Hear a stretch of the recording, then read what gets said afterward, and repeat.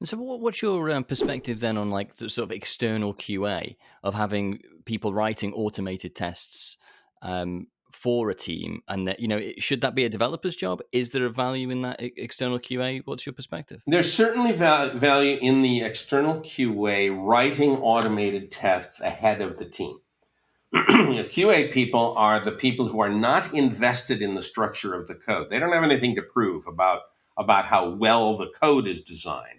Their focus is on how well they can break it. And that's a very interesting mindset, right? They're evil. They want to break it. So they're designing tests that stress the code in a way that the programmers would probably subconsciously avoid. So that's a good thing, right? Now, how do you get to them to do that up front? Because I think that's the hard thing. Yes, you want them to do that up front. And that is the hard thing because in order to do that up front, they have to think like programmers.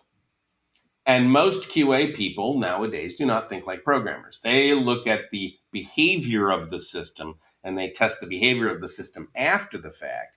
And what you really want is someone ahead of time looking into the structure of the system and figuring out how to break it. It takes a programmer's mindset to do that. So a good QA person should be someone who understands code. Yeah, I think that's important. At least some of them, and it doesn't have to be all of them. Do you think this is still a hard problem for us to solve in this industry? Yes, it's a huge problem to solve, and it's a cultural problem because we've set up this culture which has QA people after the fact who are nothing, little more than automatons, right? They just kind of go through a book and type this in and get the answer. Okay, that worked, and type this in and get the answer, and okay, that worked.